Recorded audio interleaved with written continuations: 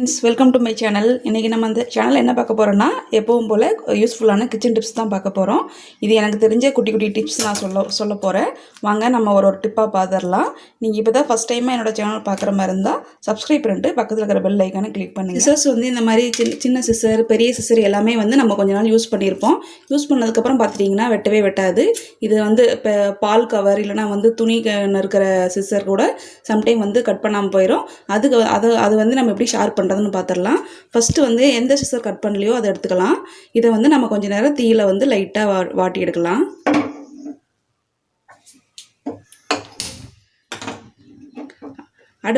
அடுப்பை சிம்மில் வச்சுக்கிட்டு இந்த மாதிரி கொஞ்சம் நேரம் வடிக்கணும்.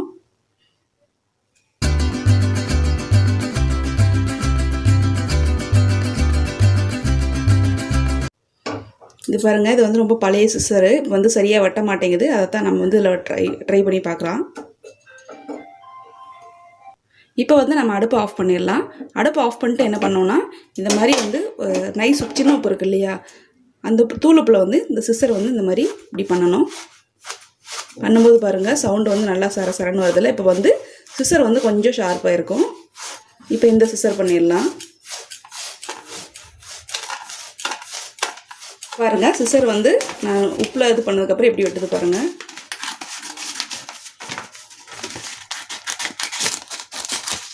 அவ்வளோதான்.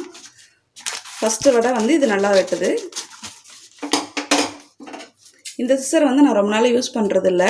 இப்போ அந்த மாதிரி பண்ணியிருக்கோம். தீயில வாட்டி உப்பில் நான் போட்டு எடுத்துருக்கேன். எப்படி இதுன்னு பார்க்கலாம். பாருங்கள், ஃபஸ்ட்டு விட இது இப்போ ஓரளவுக்கு நல்லா வெட்டுது.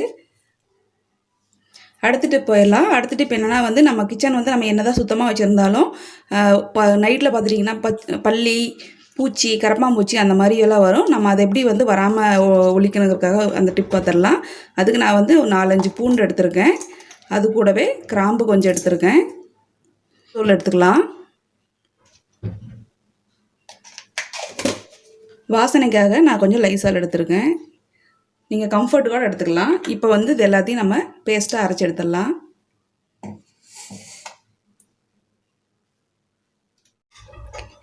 ஓகே, இப்போ நம்ம இந்த மாதிரி நான் அதை அரைச்சி எடுத்துட்டேன்.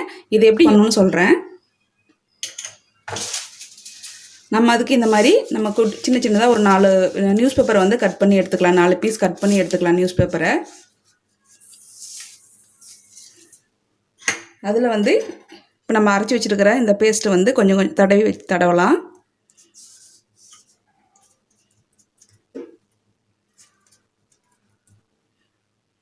ஓகே, இந்த பேப்பர் நல்லா ஃபோல்ட் பண்ணிக்கணும்.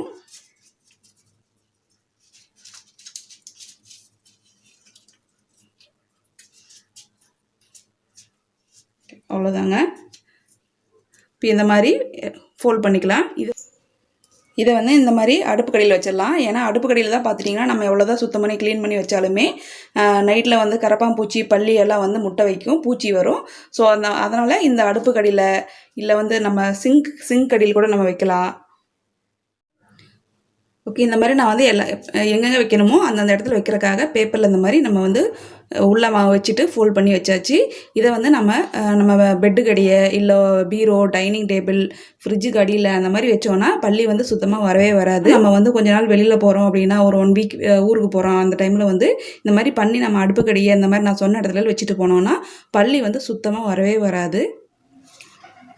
அடுத்தது நம்ம சிங்க் கடியிலையும் பார்த்துட்டிங்கன்னா எப்போ பார்த்தாலும் கரப்பாம்பூச்சி ஓடிக்கிட்டே இருக்கும். நம்ம எவ்வளோ தான் இந்த மாதிரி சுத்தம் பண்ணி க்ளீன் பண்ணி வச்சாலுமே கரப்பாம்பூச்சி வரும், இல்லை பல்லி கூட முட்டை வைக்கும்.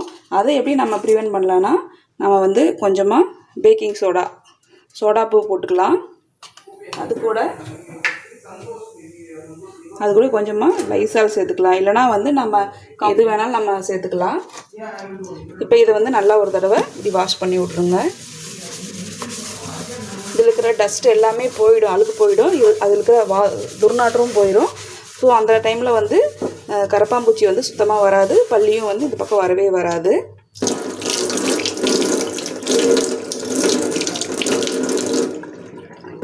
வாசனையாக இருக்கிறதுனால இந்த கரப்பாம்பூச்சியோ இல்லை பல்லியோ இங்கே இருக்கவே இருக்காது. அடுத்து நம்ம டாய்லெட் எவ்வளோ தான் க்ளீன் பண்ணி வச்சாலும் அது உள்ளே பார்த்துட்டிங்கன்னா இந்த மாதிரி தண்ணி ஒரு மாதிரி இருக்கும். அழுக்கு போகவே போகாது. இது ரொம்ப ரொம்ப டிஃபிகல்ட்டான பிளேஸ்னால நம்ம கை விட்டு க்ளீன் பண்ண முடியாது. அதுக்கு வந்து நம்ம கொஞ்சமாக தண்ணிக்குள்ளே கல்லுப்பு போட்டுடலாம். கல்லுப்பு போட்டு நம்ம டெட்டால் இல்லை கம்ஃபர்ட் இல்லைனா லைசால் அந்த மாதிரி நமக்கு என்ன லிக்விட் வீட்டில் வச்சுக்கிறோமோ அதை நம்ம ஊற்றி விட்டுடலாம். இப்போ ஒவ்வொரு டைம் இந்த மாதிரி ஊற்றி விட்டு ஃப்ளஷ் பண்ணும்போது அதில் இருக்கிற பாருங்கள் இப்போ எல்லாமே வந்து மிக்ஸ் ஆகிட்டு அது மேலே எல்லாமே அந்த லிக்விட் வந்து மிக்ஸ் ஆகிடுச்சு.